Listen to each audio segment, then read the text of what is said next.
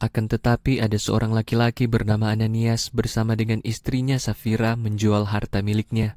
Dan dengan sepengetahuan istrinya, Ananias menahan sebagian hasil penjualannya bagi dirinya sendiri dan hanya membawa yang sebagian, lalu meletakkannya di depan kaki para rasul.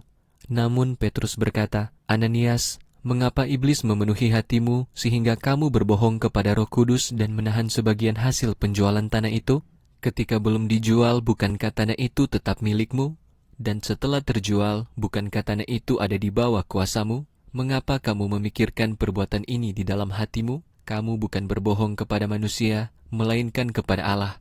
Lalu, ketika mendengar perkataan itu, Ananias jatuh dan menghembuskan nafasnya yang terakhir.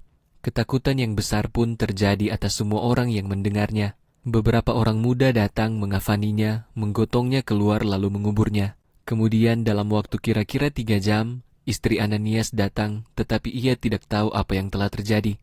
Dan Petrus berkata kepadanya, "Katakan kepadaku, apakah kamu menjual tanah itu dengan harga sebesar ini?" Dan Safira berkata, "Ya, sebesar itu."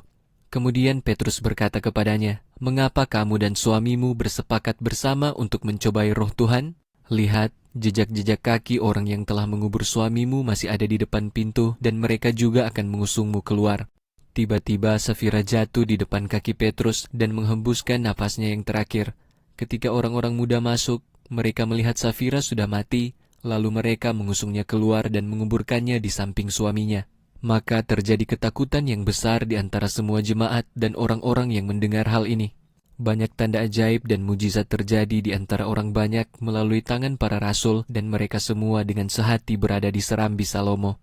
Tidak ada dari yang lainnya memberanikan diri untuk bergabung dengan mereka, tetapi orang-orang sangat memuliakan mereka. Dan ada semakin banyak lagi jumlah orang yang percaya di dalam Tuhan, sejumlah besar, baik laki-laki maupun perempuan. Karena itu, mereka bahkan mengusung orang-orang sakit ke jalan-jalan dan membaringkan mereka di atas tandu dan kasur jerami, supaya ketika Petrus datang, setidaknya bayangannya dapat mengenai beberapa dari mereka. Juga ada banyak orang dari kota-kota di sekitar Yerusalem datang bersama, membawa orang-orang sakit dan mereka yang dirasuki roh-roh jahat. Mereka semua disembuhkan.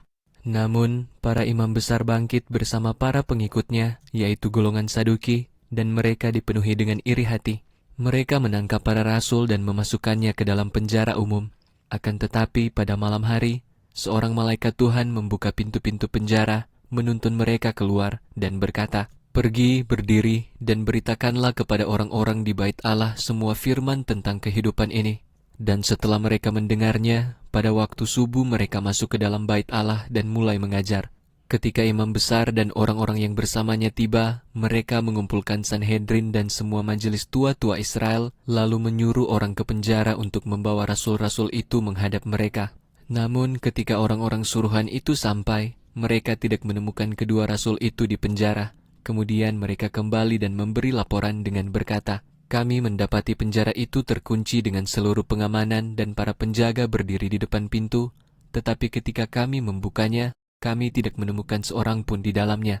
Dan ketika kepala penjaga bait Allah dan para imam kepala mendengar perkataan itu, mereka sangat bingung dengan para rasul itu dan bertanya-tanya bagaimana mungkin hal itu dapat terjadi.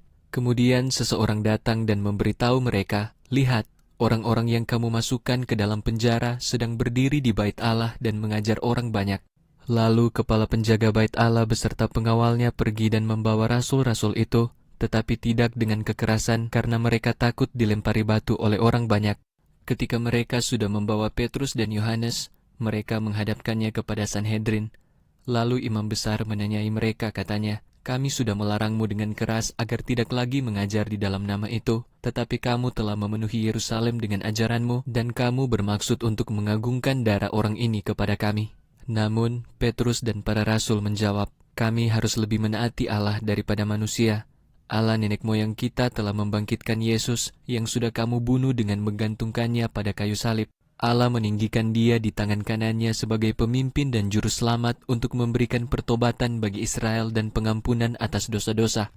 Dan kami adalah saksi-saksi dari semua ini, dan demikian juga Roh Kudus yang telah Allah berikan kepada orang-orang yang menaatinya." Ketika mereka mendengar hal itu, hati mereka tertusuk dan bermaksud untuk membunuh para rasul itu. Akan tetapi seorang Farisi bernama Gamaliel, seorang guru Taurat yang dihormati semua orang, berdiri di hadapan Sanhedrin dan menyuruh agar para rasul itu dibawa keluar sebentar. Lalu ia berkata kepada mereka, "Hai orang-orang Israel, perhatikan dengan saksama apa yang akan kamu lakukan terhadap orang-orang ini. Sebab beberapa waktu yang lalu, Teudas bangkit mengaku dirinya sebagai orang penting dan kira-kira ada 400 orang yang bergabung dengannya. Akan tetapi ia dibunuh dan semua pengikutnya tercerai-berai sampai tidak ada sama sekali. Setelah Teudas, Yudas dari Galilea bangkit pada hari-hari sensus dan menarik banyak orang untuk mengikutinya. Ia juga dibunuh dan semua orang yang mengikutinya tercerai-berai.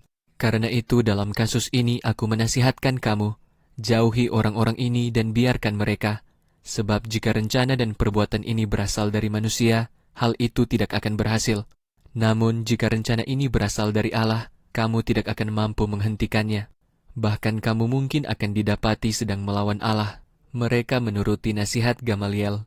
Kemudian setelah memanggil kedua rasul itu, mereka memukuli keduanya dan melarang para rasul untuk berbicara dalam nama Yesus, lalu melepaskannya. Karena itu, rasul-rasul itu pergi dari hadapan Sanhedrin dengan bersukacita, sebab mereka dianggap layak menderita penghinaan demi namanya. Dan setiap hari, di bait Allah dan dari rumah ke rumah, mereka tidak pernah berhenti mengajar dan memberitakan Injil bahwa Yesus adalah Kristus.